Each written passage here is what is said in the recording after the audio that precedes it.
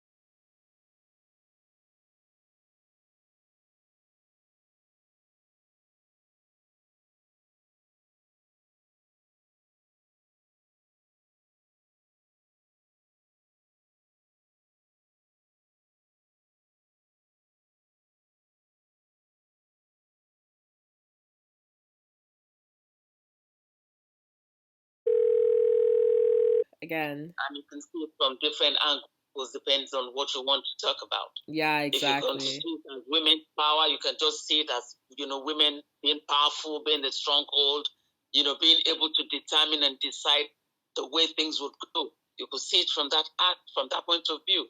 You can also see it from a young man's point of view who has refused to let go of his traditional values, irrespective of the Western culture, the Western education, and all of those exposure that he's had. He refused to let go. He said, it is my responsibility. It was my father's responsibility, but he has missed it. So it has become my responsibility. So that's another point of view of that guys from the young man's narrative, Yeah. So from his own narrative is about preserving his culture, his heritage, his tradition. He didn't want it to perish. So he needed to. And he did it to the point of death. That was how much he believed in it. That was how much he held on to it. Now you can also see from that man's point of view, the king's horseman. The king's horseman who was ready to do all of those things and die with the king and had gone through all of those rituals and all of those things, Yeah. And he felt betrayed. He felt betrayed.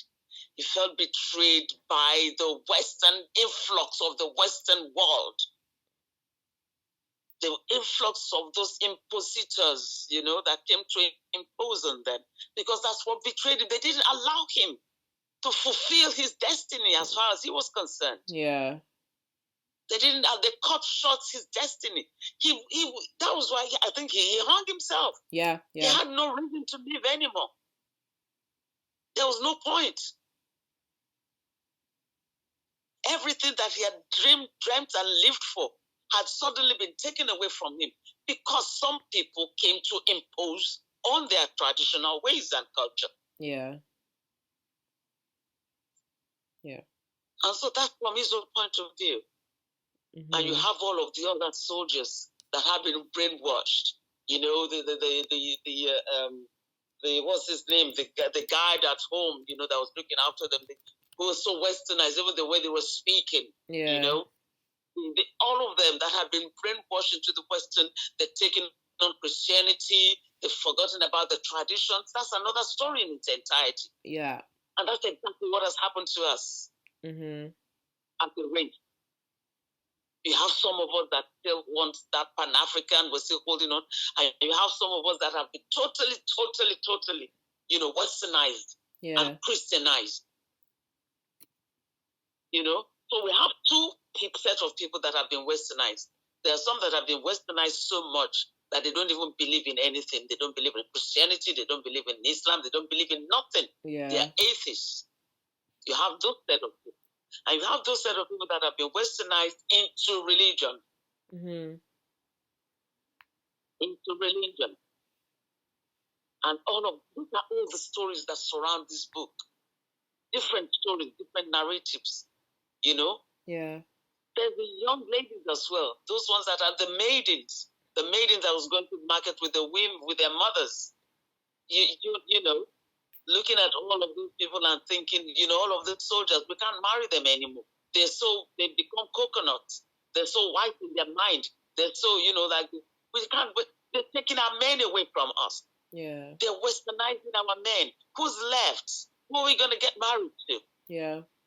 Because they still have their traditions that they're holding on to. They didn't want to lose their culture. They wanted people like the doctor that went abroad and came back and still had his traditional value. Yeah. That's what they want. Not the soldiers and the policemen and the police guys, and the guards that have become so, westernized in their mind because of the power of the imposition they had on them. Yeah. So you can see it from various angles, my dear. Thank you. Just start looking at the different storylines. You can see it from any angle. Yeah. And so we're putting all of this together with this to help you to decide on, when you finally, can then say, okay, this is what I want to concentrate on. Yeah. Or maybe a snippet of everything, just a snippet of. Yeah, I think it's going to be everything.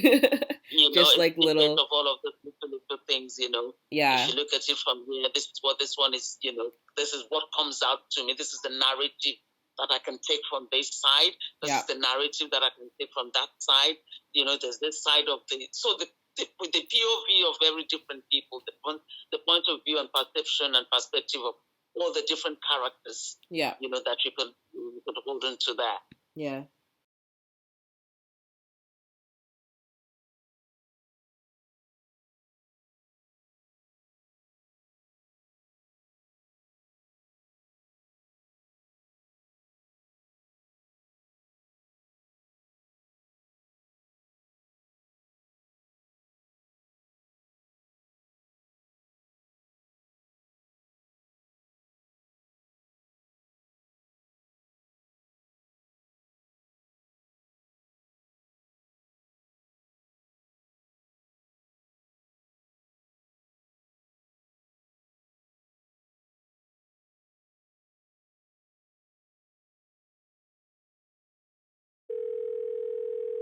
Because I feel like I don't know anything about anything. African women, or rather, we should, because sometimes when we just generalize and say African, people forget that Africa is a continent of over 50 countries. Yeah, exactly. And those countries have kingdoms. Mm-hmm. And under the continent has empires, and then of course, because of slavery and all that, we lost our empires. Yeah. So they are now called countries. Yeah. And those countries have kingdoms. And under each kingdom, there are towns. So Wole Soyinka himself is from the Egba kingdom. Mm. And he's also from Remo kingdom. So his mother is Egba. His father is Remo. And Remo is our kingdom. So his town is under us. You know, as in my grandfather, as your great-grandfather. Yeah. Yes, so his town is under us. He's from Ilishon. It's a place called Ilishon. And I think his mother was from Ake in Abeokuta. But when we talk about women and how, I mean, Yoruba women, I will specify to Yoruba. Mm-hmm. And then, of course, you can extend that to African women because it's very similar across Africa. But Yoruba women, specifically one because I am Yoruba. I'm a Yoruba royal. Yeah. I'm a direct descendant of a king, and I also know very much about my people and my tradition, my culture. We never had anything called women empowerment because there was no need for it. Mm-hmm, mm-hmm. Our women were born empowered. Yeah. And the men knew that. Yeah. The men would respect the women. For instance, if you look at, we already had our structural government in place. So it was the king, and they had 7 chiefs. So those chiefs are like the ministers. Mm-hmm. Like you have a government and you have the ministers in charge of education, in charge of agriculture. Exactly. So we had 7 ministers. Out of those 7 ministers, 6 were men. The 7th and most important minister was the woman. She was called the Iyalode. Mm. And the Iyalode just translates to mean the mother of all. Mm-hmm. So including the king himself. Yeah. The mother of all. So even though there was respect for the king, the town or the kingdom had mutual respect for the Iyalode. Yeah. Because she's the one that has her ear to the ground. She's the one that can test the pulse of the people. She's the one that will go back to the palace when they have their meetings. Yeah. They have weekly meetings, that they call, like in our own, where your great-grandfather was the king, it's called Akarigbo in council, because Akarigbo was his title. So basically it's like the council of the king with his men. And she's the one that would go there to report to the council of chiefs that, this is what the town is feeling, or this is what the women are saying, this is what's happening to the youth, you understand? Yeah. And they would all listen to her and ensure that they find a way to implement improvement or justice or whatever has to be done. Another thing also is that if the woman, this particular Iyalode, the chief, if she was away, as women are sometimes, maybe she went to trade somewhere, or she was called for another meeting in the next town, whatever they discuss at the weekly meeting, the king will say, Ejeki Iyalo Didi. In other words, we cannot sanctify, anything until Iyalo is here. Mm-hmm. Nothing was done behind the Iyalo. Nothing. And then when we now take that back to our homes, the mother reigned supreme. Yeah.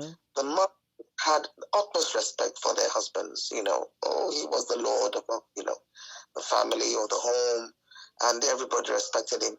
But the husband in turn had immense respect for the mother of the house. Mm-hmm. So, for instance, children want something and they go to their dad.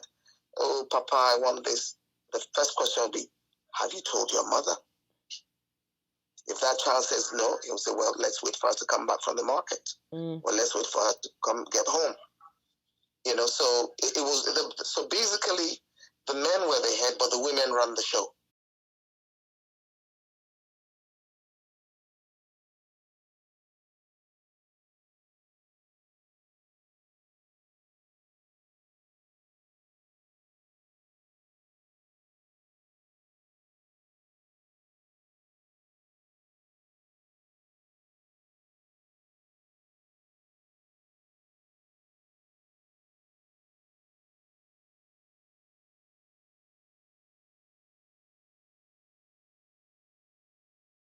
Mama.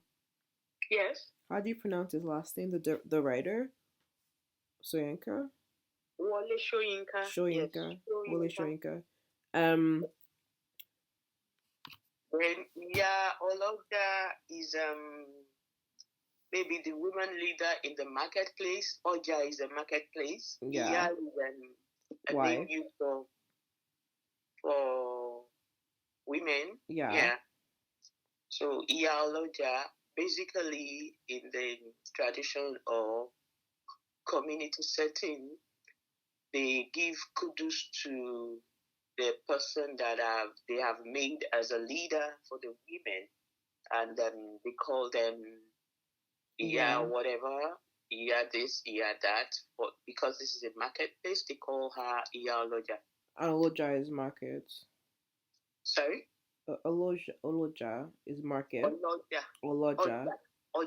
Ja. OJA is market. Okay. Oloja is the owner or the one that is attributed to that market. So then the wife of the market. Or no? The mother. The mother. The big mama. Yeah. Of the market. Or the women leader of the market. Let's put it that way. Our own culture, our own language is one of the most powerful ways of knowing who you are. Yeah. There's no way they can understand. So I always say, don't try to make people understand you. Let them know you. Introduce yourself to them. So what you can do is, if you're trying to do anything at all, is to just introduce yourself. So the first thing I would even teach you from now on is, which I learned from my father, my dad, your granddad, is whenever you go anywhere and they say, oh, what's your name? Or introduce yourself. Say, my name is Kemi King. I am. You say, I am Kemi King. So you're owning who you are, and in a beautiful way, you're proudly introducing yourself. So one of the things that our ancestors lost is part of their identity. Yeah. Which is their language. Yeah. And therefore, once your language is taken from you, every other thing that is you gets watered down. Yeah, because it's your language that gives the full meaning. Yeah. There's some things that you can only say to Yoruba. If you say to any other language, it will be watery.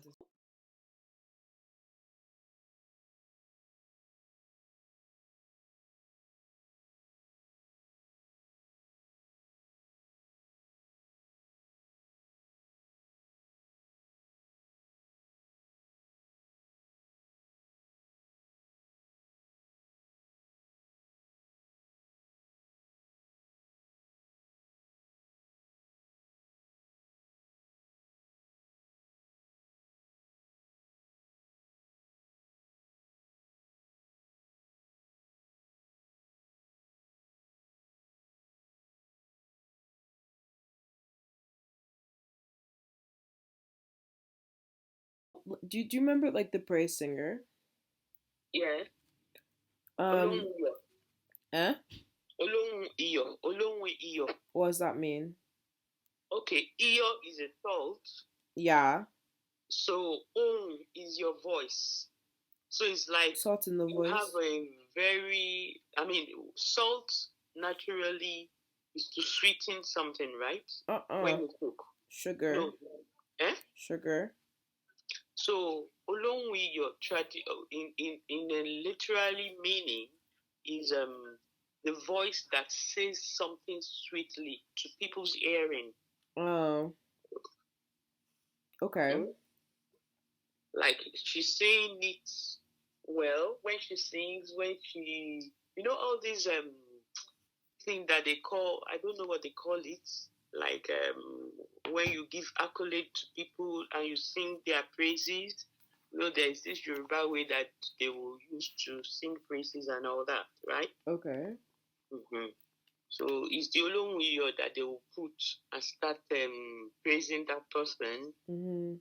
If they know the narration of what is happening, she can turn it to a song and singing praises along the line with what has happened. Like okay, let me just literally say on Adewale's graduation, and somebody after the graduation wants to narrate, or there is a party afterwards, and they go, oh, Adewale, the mechanical engineer in the King family, son of Adeleye, son of Adepeju, brother to Adekemi, brother to Adeola, come and see him. He is tall. Come and see him. He is handsome. Just turn it to a song. Although all those things are the things that actually happened, right? Yeah. Yeah. So it's literally a song. Sorry? Like, it's literally a song. Like, would you say that those things should have been sang? No. I'm just saying that olóhùn iyọ̀, they can use it as that, as a song, or like a poem, or like a narration. Yeah. But she is the one that voices out. Yeah. She is the one that does that role to voice out whoever they are trying to celebrate, or they are trying to put into the limelight, or whoever is in the circle of that, or whoever they are talking about at that time.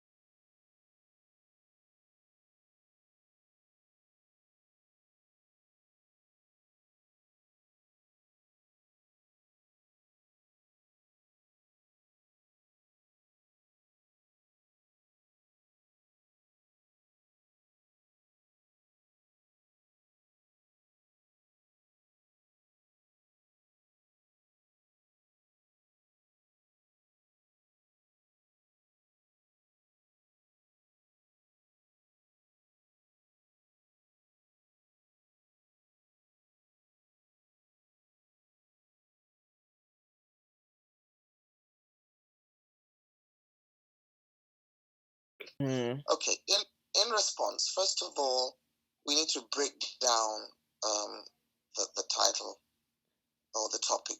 Yeah. Decolonizing ancestry. First of all, what is it to colonize? And then what does decolonize mean? So in other words, for something or someone or somewhere to be decolonized, basically it's saying prior to being decolonized, they were colonized. So, or else there will be no need to decolonize if there was no colonization in the first place.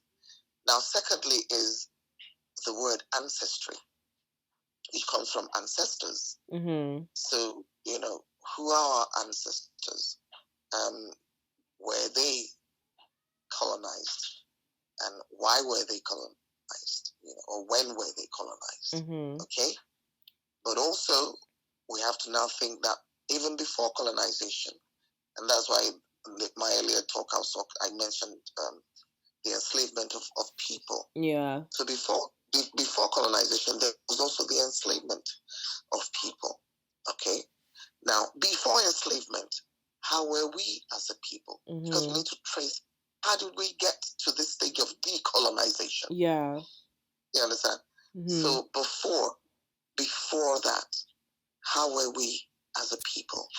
I always say nobody can tell the story of a place or a people except the main actors. You must start where they sat, felt their pains, understood their struggles, embrace their challenges, applaud their achievements, be in it with them, to feel right into your core the essence of who they are and what they represent.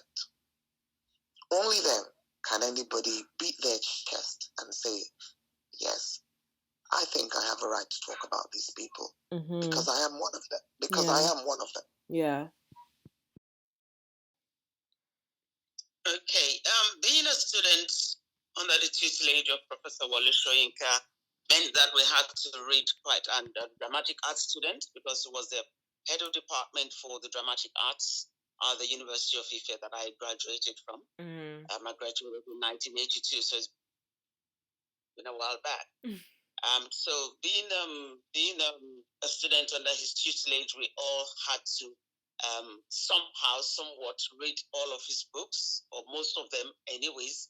And so Death and the King's Horseman was one that I read at that time. And at that time, considering that I was also young at the time, or younger at the time, you know, the emotions that I had then are quite different from, I think about 3 or 4 weeks ago that I went to see the stage play because somewhere, you know, somebody did a stage play, you know, some people. And so probably about just over a month ago, I went to see the stage play, you know, here in Nigeria. Wow. And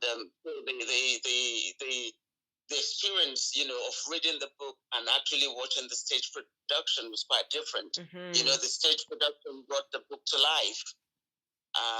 You know, and being able to see how the, you know, all the trying to replicate the Europeans, you know, the soldiers at that time, you know, it was during the colonial times that was being reenacted. And the young man that went to the UK to study, you know, medicine, and how even, you know, having gone through to the UK had not taken away his tradition and culture. Yeah. You know, he had not forgotten his heritage.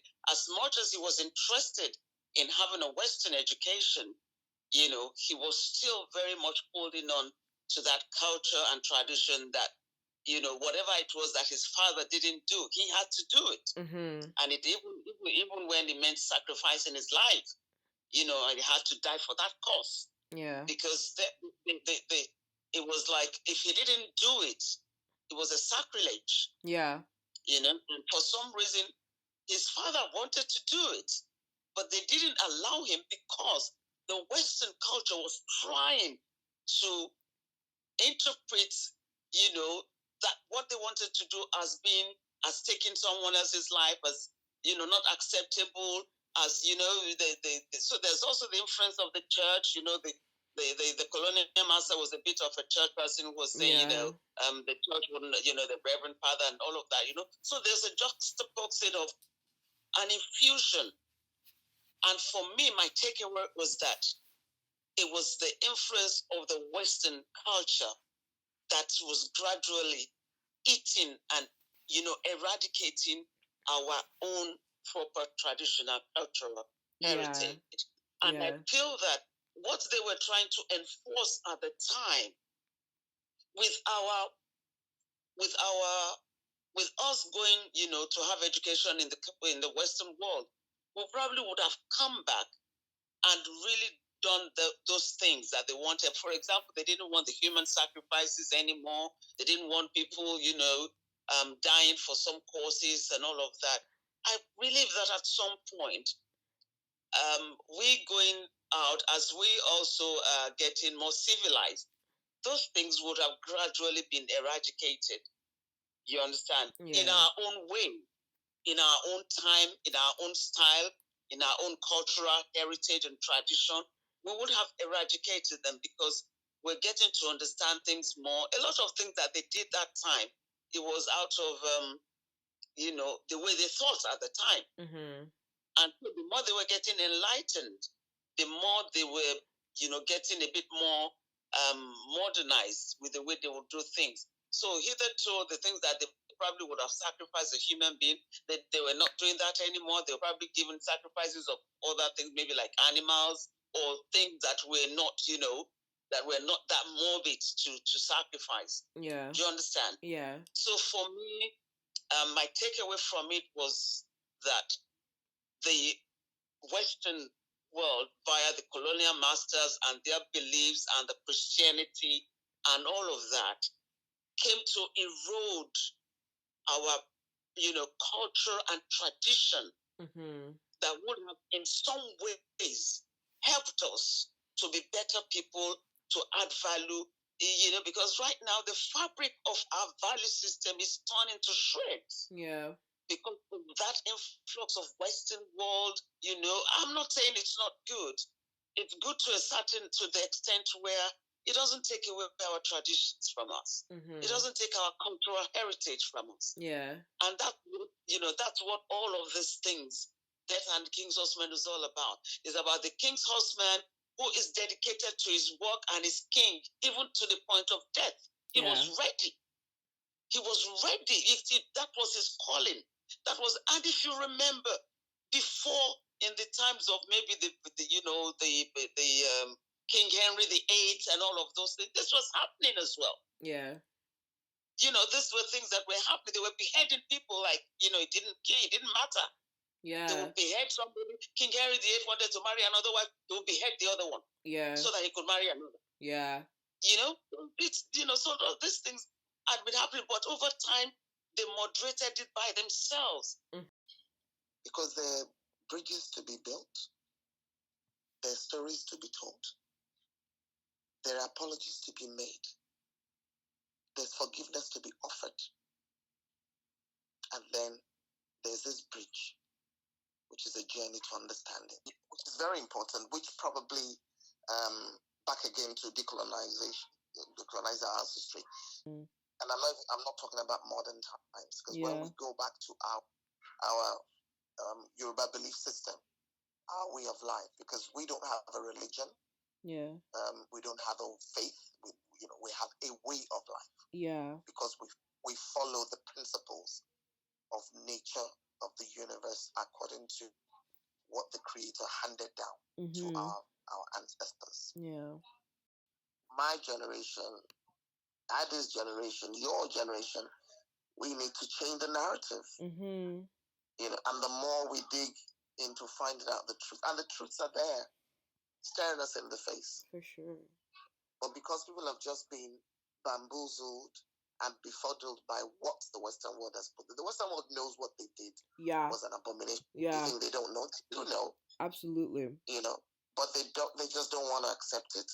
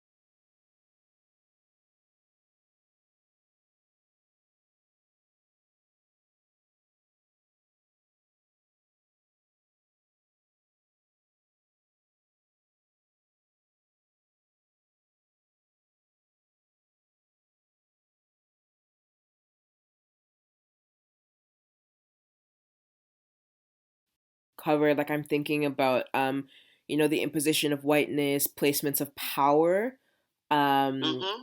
the ideas of understanding and intention, and not necessarily with just the piece itself, but I mean with like folks who came to colonize and then the indigenous people of the land, and how they didn't actually take the time to understand, and they didn't take the time to actually listen to people. And especially if you remember when the son first came back and he's talking to Jane, he's Yes. like, she's because she's wearing The costume, yes, the yeah, masquerade costume. yeah, because she's And wearing she was like, that's a desecration. mm-hmm. And that's why he said, you shouldn't be wearing that. Yeah. Like that, he wouldn't even look at her. Mm-hmm. And then because of what that costume symbolizes. Yeah, exactly. And at the end, they when the son comes back, Jane's like, "Oh, you're not fazed by this, being in London or like being in Europe was good for you." And he was like, "No, no, no. Like, what I've learned is that your people don't actually care for the things that you don't want to understand." Absolutely, that's what he said. Yes. Okay. You see, masquerades differ from each state. Yeah. Like each state have their own way of it's like a tradition, religion. Okay, let me put it that way. Traditional religion where they have a belief and all that. Yeah. And then in each community, when they say the masquerade goes out, they have a parade, they go about. Yeah. Some will hold stick, some will not. Some they will tell you women must not see them. Some they will tell you at this particular hour there is a curtain because the masquerade are coming out. Mm-hmm. And it's only the elderly people that can come. If you are under 18, it depends on whatever rule or whatever that they are doing. Yeah. Or maybe somebody died, like the chief died or the king died. They will say for them to send the spirit of whoever died to liberation. The masquerade has to come out to give celebration to them also, like celebrating the spirit and all that. So there are different type of masquerade, and also depicting the way they dress. It depends on each state. Yeah. So they are dressing, like if you take masquerade, you see different dressing, some with colors, some with no colors. So whatever they are celebrating depicts the outfit, right? Yeah. Yeah. And there are different type of masquerades. So that's another story on its own, and it's so wide. So we'll just say tradition. Okay. Here, because we are so diverse, so when there is an African text, we're able to all bond over that, because it's like a unifier. Yeah, it's like a unifier here. It can't be a unifier in like North America and Canada and Toronto. But I'm wondering if the piece is able to serve the same way in Nigeria, or if it doesn't have a similar impact. Oh yes, in the most of Africa that have gone through colonial masters, either the French or the English, the British or whatever, they would understand it, because it's the same narrative everywhere. Yeah, for sure. It's the same narrative. They're always going in there, trying to change their culture, trying to impose, trying to, it's the same thing. Mm-hmm. It's the same for everyone that the colonial masters have sort of infiltrated. So everybody they might have, the stories might be different, but the experience is the same. Yeah, for sure. The way they might have come to us might be through Christianity. The way they might have gone to other people might be through selling things that they're like selling mirrors to them, because at that time mirror was like, wow, what is this? Mm-hmm. They might have gone to some people selling them guns because they've never seen guns before. Yeah. They might have gone to another people selling them explosives. So they might have gone there in different ways and styles. but the impact that they've had is always about changing those people. Yeah. Changing their culture, dominating them, imposing on them. Yeah, so it's almost the same. It's the same narrative, you know. Yeah. And so everybody will, any African, I can almost bet you, well, most Africans, don't let me say any African, most Africans will probably identify with that story. Yeah. You understand? So we believe as Yorubas as the breath of the mighty creator, Oludumare. Because we don't really use the word God, but God does not describe who this supreme being is. Yeah. You know, and there are many things that the Western world has done they've warped a lot of things. Like, for instance, in the Yoruba belief system, there's room for every kind of human being. Because they all came from the same source. So I think that irrespective at that time, even, and it's still happening now, irrespective of what we say or who we say we are, they have their own perception and instruction on who they want us to be and how they want us to be and how they want us to behave. Yeah. And that's why they will tell us that, oh, you know, something is happening. They feel that we can't defend ourselves. They will then say, you know, you if you don't do this, if you don't do that, we'll put a sanction because we want you to do these things this way. There's the United Nations that says this is how things must be done. There's the UNESCO that says, you know, so they put down all those rules from the point of view of their own culture. Yeah. Not ours. Yeah. They lay them down, they put them out, they do all of those things, and they put them into structures and policies and all of that, but always from their own point of view. And so they feel that as long as we are not able to be united, you know, then that's an advantage to them. Yeah. They're just doing this divide and rule, you know, they divide us so that they can rule us.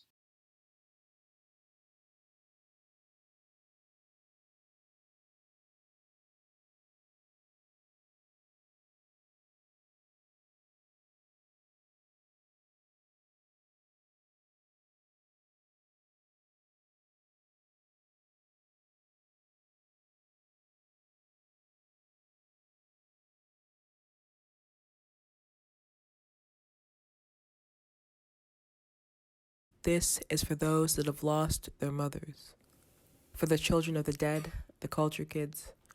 This is for those who can no longer taste vernacular, for the sweetest of berries turned sour.